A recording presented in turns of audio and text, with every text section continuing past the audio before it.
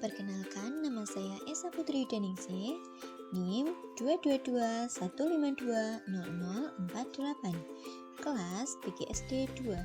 Saya merupakan mahasiswa PPG Prajabatan tahun 2022, Universitas Veteran Bangun Nusantara Sukoharjo. Di sini saya akan mengkampanyekan praktik baik guna memenuhi tugas ujian akhir semester pada mata kuliah Perspektif Sosiokultural dalam Pendidikan.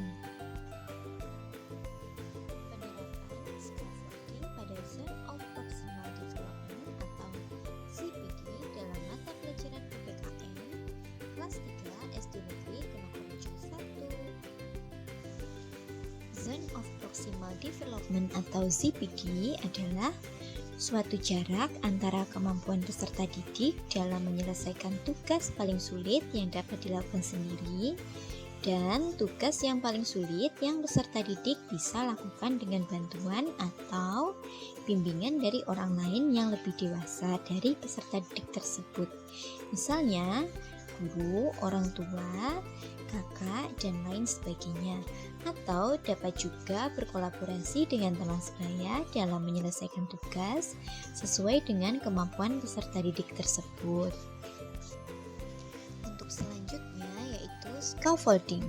Scaffolding yakni memberikan bantuan penuh kepada peserta didik dalam tahap-tahap awal pembelajaran yang kemudian berangsur-angsur dikurangi dan memberikan kesempatan kepada peserta didik untuk mengambil alih tanggung jawabnya yang semakin besar setelah ia dapat melakukannya sendiri.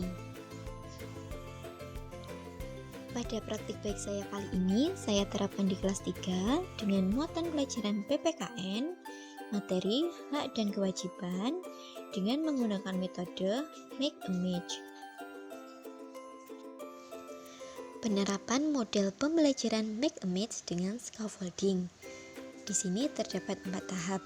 Untuk tahap yang pertama yaitu penyampaian materi menggunakan media gambar dengan PowerPoint. Dengan media ini diharapkan dapat membangkitkan rasa ingin tahu peserta didik dan meningkatkan motivasi belajarnya. Kemudian untuk tahap 2, dalam penyelesaian tugas, guru mengarahkan peserta didik untuk berkelompok dan berdiskusi. Pada tahap yang ketiga, yaitu pada penyusunan tugas, peserta didik diarahkan untuk mencari pasangan dari kartu yang dimiliki. Pada tahap yang keempat, yaitu mempresentasikan hasil pekerjaan dari masing-masing kelompok.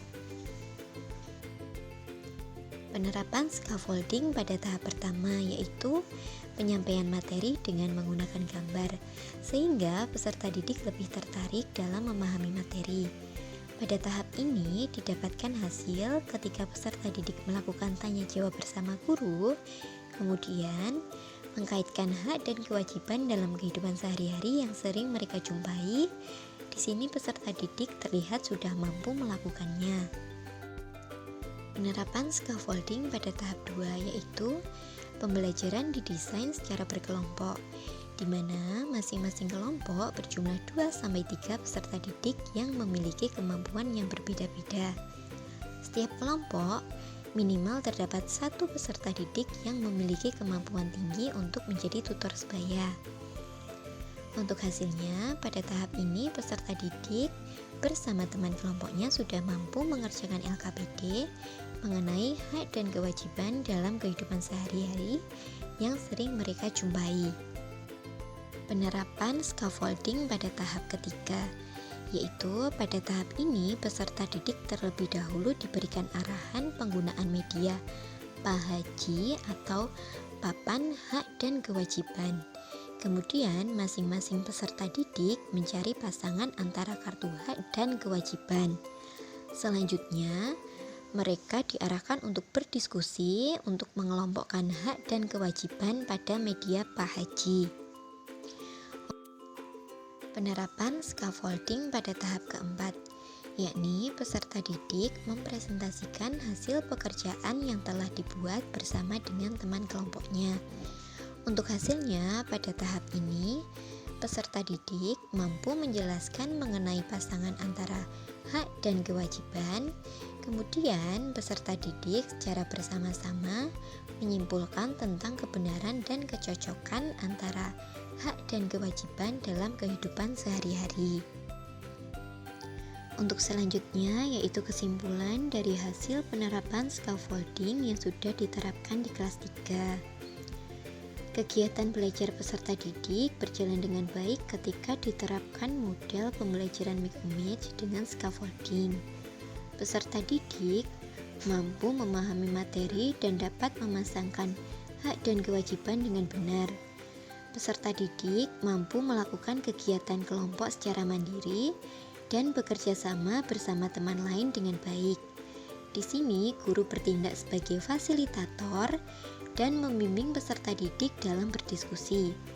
Kemandirian peserta didik juga berkembang dengan baik dan berani menampilkan hasil kerja kelompok ke depan kelas.